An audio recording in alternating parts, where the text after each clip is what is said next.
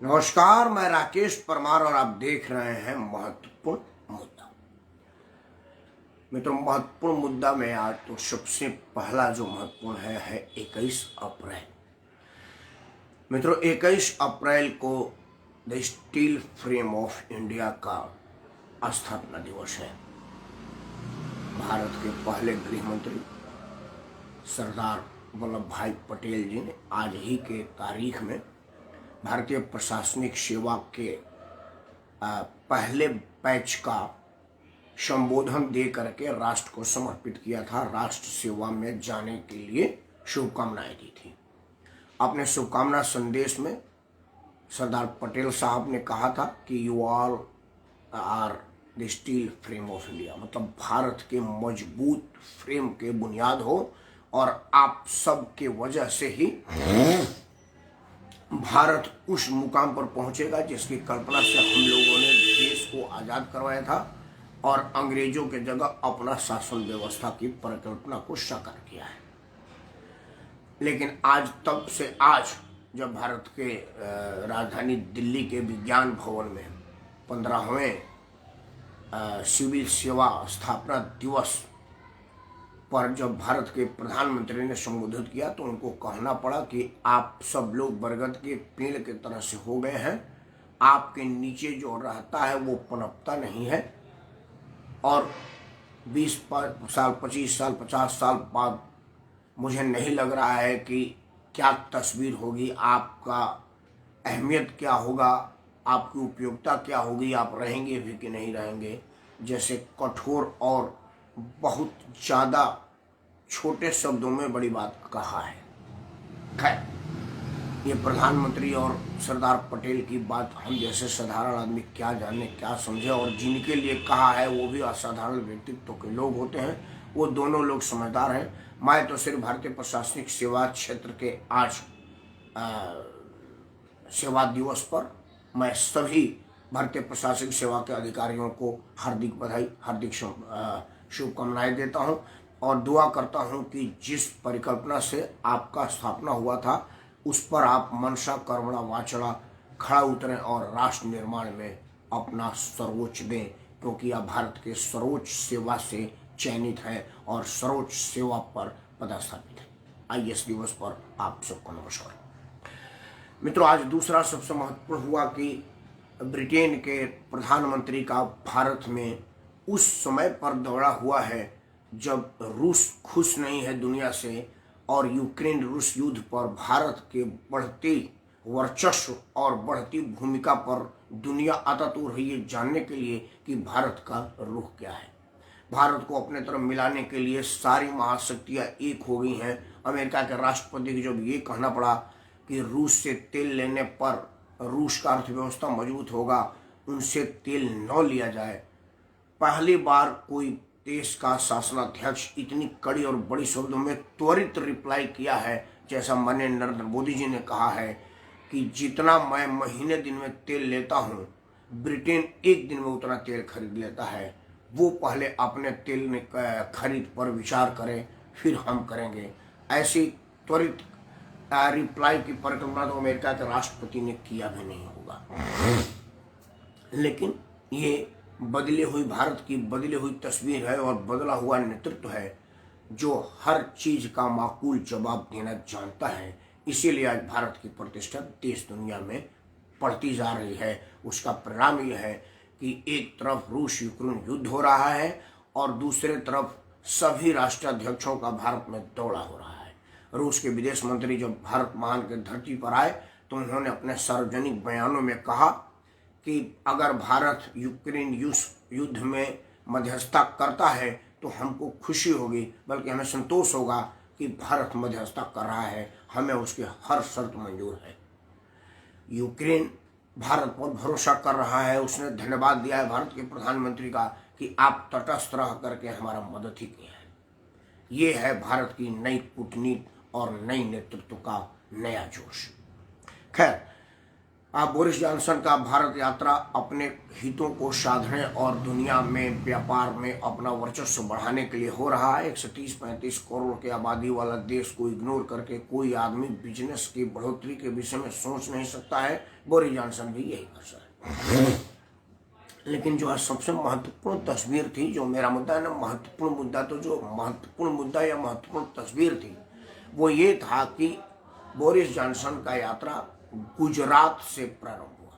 वो ब्रिटेन से सीधे गुजरात आए और अपने पूर्वजों के बाल सखा या अपने पूर्वजों के खासम खास मोहनदास करमचंद गांधी के उस चरखे को नमन किया, बल्कि उसको चला करके अपनी संवेदनाएं या अपनी हार्दिक खुशी का इजहार किया, जिस चरखे ने भारत के तमाम वीरों को नपुंसक बनाने का अथक प्रयास किया था और करीब करीब बढ़ा दिया था। मोहनदास करमचंद गांधी के सार्वजनिक जीवन में आने से पहले हमारे महाराणा प्रताप के भाला का ताप दुनिया में था। शिवाजी का तलवार का जोर किसी का उसका कोई मुकाबला ही नहीं था। एकलव्य का बाण, अर्जुन का संधान, कृष्ण का चक्र सुदर्शन, भीम की गदा और न जाने कितने महायोद्धाओं का अनुसंधान और संसाधन और उनके युद्ध क्रीड़ा और असलहों पर जो जोर था, उस सब को चरखे ने ढक दिया। बोरिस जॉनसन उस चरखे को नमन किए जिस चरखे ने भारत में आज़ादी का स्थानांतरण के जगह सत्ता का स्थानांतरण किया। काले अंग्रेज बैठा दिए गोरे अंग्रेजों की जगह। मुझे उस चीज़ का महत्वपूर्ण मुद्दा में उठाना पड़ा। लेकिन जो आज मैं सबसे महत्वपूर्ण मुद्दा उठाया हूँ वो पिछले 2 दिन से आप देख रहे होंगे कि जहांगीरपुरी में बुलडोजर चला। इसके बाद स्वाभाविक था कि पॉलिटिकल पर्यटन होने लगता और स्वाभाविक है शुरू भी हो गया है। लेकिन मैं आपको इस बात की जानकारी देना चाहता हूँ कि सबसे पहले ये बहुत बड़ा झूठ प्रचारित किया जा रहा है कि जहांगीरपुरी में अवैध निर्माण ढहाए गए, जबकि सच्चाई ये है कि वहां पर कोई अवैध निर्माण को छुआ नहीं गया है। ढहाना, गिराना या डिमोलिश करना तो बहुत दूर की बात है।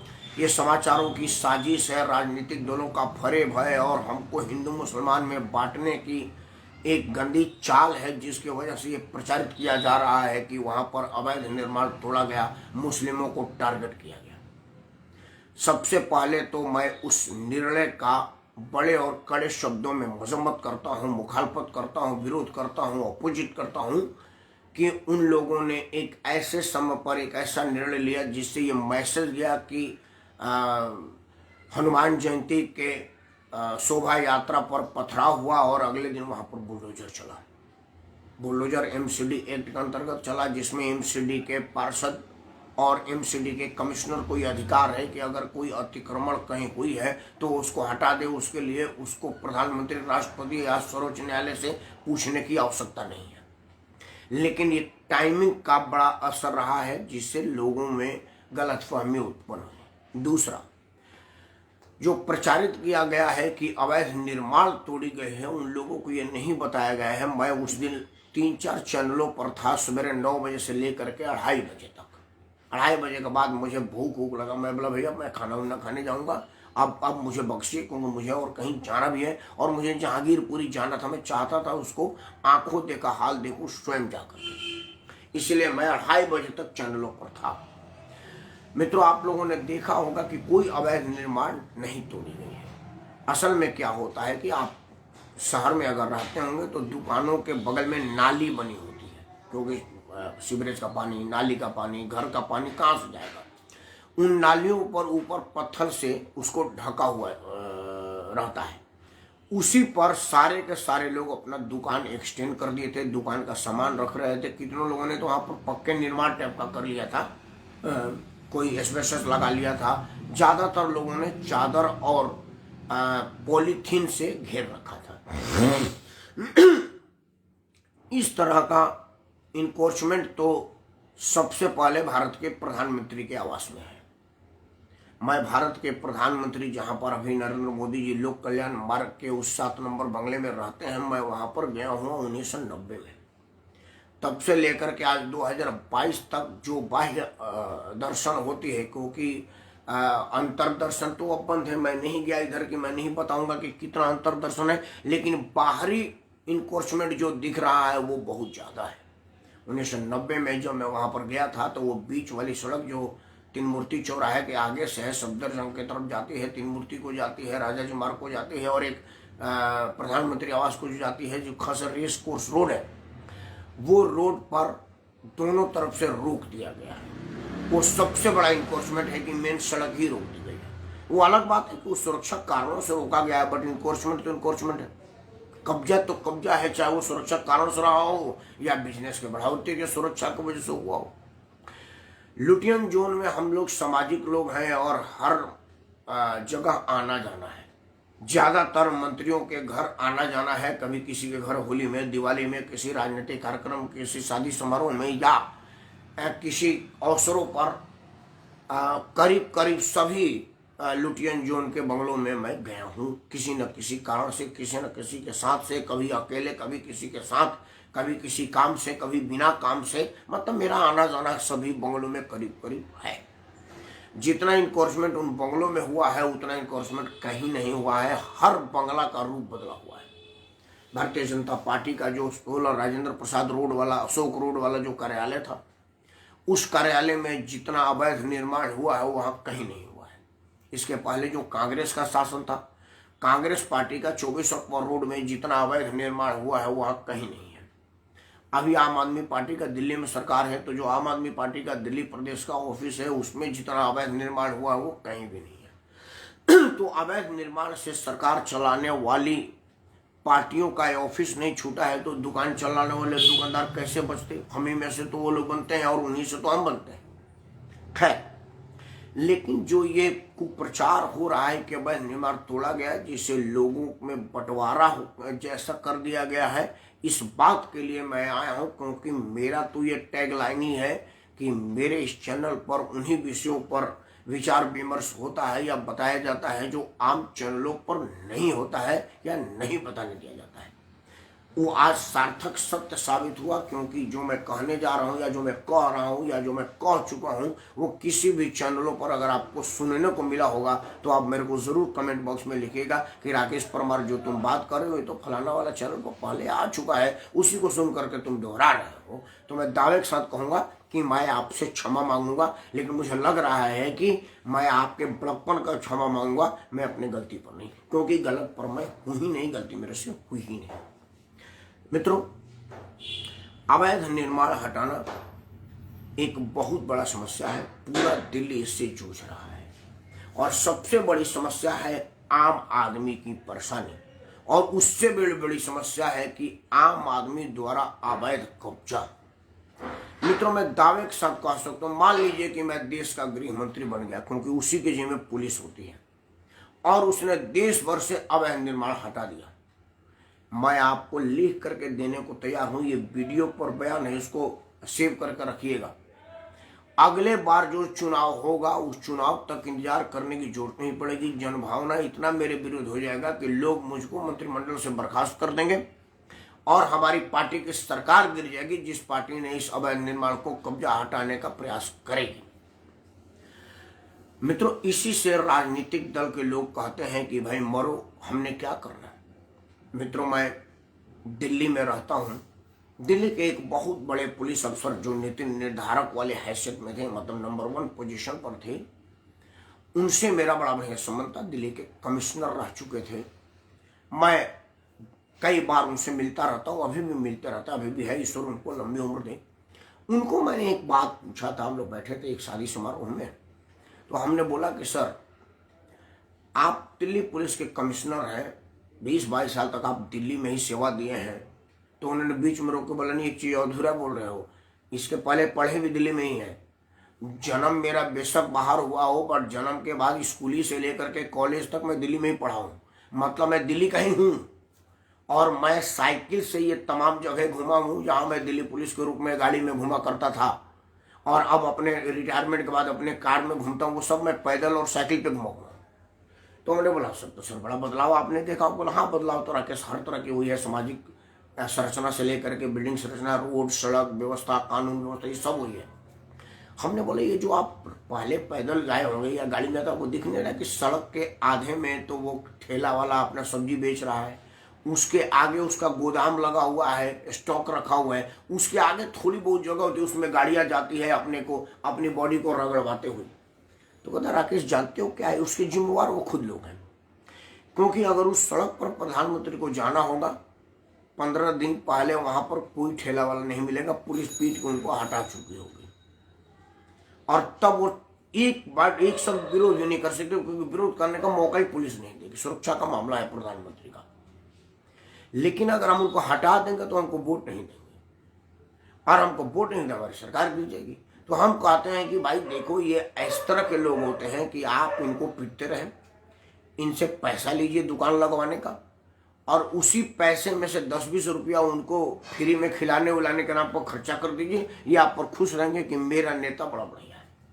लेकिन अगर आप इनके भले की बात कर दें कि भाई थोड़ा सा अलग हट करके धुआं लगाओ, खरीदार तो कहीं भी जाएगा, तो ये सब आपको वोट नहीं देंगे। ये हर जगह की स्थिति है।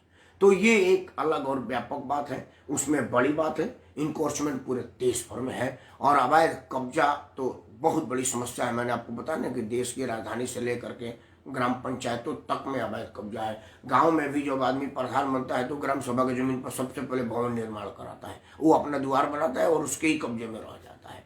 इसका ताजा और सीधा उदाहरण हमने अपने गांव से लेकर के शहर तक देखा हुआ है। लेकिन मेरा मुद्दा तो है कि महत्वपूर्ण मुद्दे पर महत्वपूर्ण विचार विमर्श होगा, जो कहीं नहीं होगा वो यहाँ होगा। अब मैं 2-3 बात आपको शॉर्ट में समझा दूं वीडियो बंद करने से पहले, कि क्यों नहीं अवैध निर्माण को तोड़ा गया, क्यों सिर्फ पॉलिथीन नोच करके टीवी में मार्केट दिखाया गया और अब उसके अगेंस्ट में पॉलिटिकल पर्यटन होने लगा। दूसरा महत्वपूर्ण मुद्दा, मैं अपने विद्वान न्यायाधीशों की विद्वता पर प्रश्न नहीं उठा रहा हूँ, न ही उनकी निष्पक्षता पर प्रश्न उठा रहा हूँ। अगली बात करने से पहले उनसे सादर नमस्कार करते हुए क्षमा मांगता हूँ। अगर आपको बुरा लगे तो मुझे क्षमा करिएगा। कंटेम्प्ट ऑफ कोर्ट के चक्कर में मुझे मत फंसाइएगा। मेरे बच्चों की शादी करनी, अगर मैं जेल चला गया तो मेरा परिवार बर्बाद हो जाएगा। लेकिन फिर भी ये सच्चाई है, आपको बतानी ही पड़ेगी, आपके सामने रखना पड़ेगा। आपके सामने नहीं रखूंगा, किसके सामने रखूंगा? जो अदालतें रात के अंधेरे में आतंकियों के लिए जग जाती है, जो वकील जजों को रात के 2 बजे 3 बजे तक जगा करके आतंकवादी का फांसी रुकवाने का फैसला लेके आते हैं, वो कभी किसी गरीबी, भूखमरी, अव्यवस्था, कुव्यवस्था, इनक्रोचमेंट और कानून व्यवस्था जैसे जटिल मुद्दों पर अदालत का दरवाजा क्यों नहीं खटखटाते? जो अदालत अवैध निर्माण को यथास्थिति बरकरार करने जैसे शब्द लिख सकती है, मैं तो कहने को हिम्मत नहीं हो रहा है कि हमारा सर्वोच्च न्यायालय कह कैसे सकता है कि आप यथास्थिति रहने दीजिए। ये मैं सुन करके मेरे को अंदर ही नहीं जा रहा है कि मैं समाचार वालों ने कुछ गलत इंटरप्रेट किया क्या, कुछ गलत पढ़ा क्या? क्योंकि मैं अपने विद्वान न्यायाधीश की विद्वता पर लेस मात्र भी संदेह नहीं कर सकता। आखिर कोई विद्वान न्यायाधीश ये कैसे कहेगा कि जो अवैध है उसको अवैध रहने दीजिए? न्यायाधीश कैसे कहेगा? नेता कह सकता है उसको वोट लेना है, नेता कह सकता है कि उसने पैसा लेकर के अवैध निर्माण करवाया हुआ है, नेता कह सकता है क्योंकि वो अवैध निर्माण को इग्नोर किया है, चलाया हुआ है, क्योंकि बिना नेताजी का पैसा दिए तो निर्माण हुआ नहीं। क्योंकि मैं जिस मोहल्ले में रहता हूँ यहाँ पर 500 रुपया गज का रेट है लिंटर डालने का। अगर आप अपने घर पे अपने पैसे से अपने खरीदी हुई जमीन पर लिंटर डालेंगे 500 रुपया देना पड़ेगा। निगम वाला अलग रेट मांगता है, पुलिस वाले के रेट में बता रहा हूँ, क्योंकि ये ओपन रेट है, हर आदमी को पता है, पूछने की बात नहीं है। तो क्या वो पैसा अकेले पुलिस वाला लेके जाता है? यहाँ के छोट भैया नेता से लेकर के बड़े भैया नेताओं को इस बात की जानकारी नहीं है कि भाई क्या रेट चल रहा है। तो अगर इस रेट की जानकारी नेताओं का है तो वो तो कह सकता है कि भाई हमने पैसा लेकर के लिंटर करवाया तो टूटेगा क्यों, आपने अपने हरमपने का तो पैसा ले लिया, वो तो कर सकता है। लेकिन विद्वान न्यायाधीश उसको कैसे किए, वही जाने होते कि विद्वता को पढ़ा। और तीसरी और सबसे महत्वपूर्ण बात कि भाई अगर आपको निर्माण काल गिनाना ही था तो आप हनुमान जयंती पर पत्थरबाजी का इंतजार क्यों कर रहे थे? उसके पहले क्यों नहीं कर रहे थे? क्योंकि दिल्ली में 15 साल से निगम का में भाजपा है, पिछले 7-8 साल से अमित शाह का पुलिस है यहाँ पर, और कानून व्यवस्था तो आप ही का है। फिर अब तक क्या मतलब पत्थर देने का इंतजार कर रहे थे? मतलब आप तभी जगेंगे जब आपके ऊपर सर पे लात जूता पड़ेगा। इन विषय पर विचार जरूर करिएगा। शायद हमारी बात थोड़ी कड़वी लगे, पानी पी लिया करें, गर्मी है, आपकी गर्मी ठंडा हो जाएगी और सोचने की शक्ति बढ़ जाएगी। लेकिन मेरा बात सोचिएगा ज़रूर, क्योंकि मेरा बात नहीं, महत्वपूर्ण मुद्दा होता है। इन्हीं शब्दों के साथ आप स्वस्थ रहें, निरोग रहें। सुना है कि कोरोना फिर पांव पसार रहा है।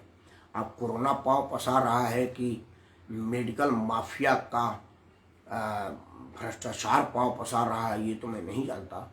लेकिन तब तक ये साबित ना हो जाए कि कोरोना वाकई में पांव पसार रहा है या मेडिकल माफिया का अपना कुचक्र पसार रहा है, तब तक होशियार रहिएगा। क्योंकि पीछे देखा गया है कि ये बीमारी किसी के व्यक्तित्व को नहीं प्रभावित कर सकी, देख करके नहीं डरे। जो इसके जन्म में आया वो गया, चाहे वो कितना हो बड़ा आदमी हो, कितना हो पैसा वाला आदमी हो। तो आप संसार के लिए बेशक एक आदमी है, लेकिन आप अपने परिवार के लिए पूरा संसार हैं। तो आपके परिवार का संसार ना उजड़े, इसीलिए किसी भी बीमारी से लड़ाई से बेहतर बचाव है, और बचाव में ही उपाय है। जय हिंद।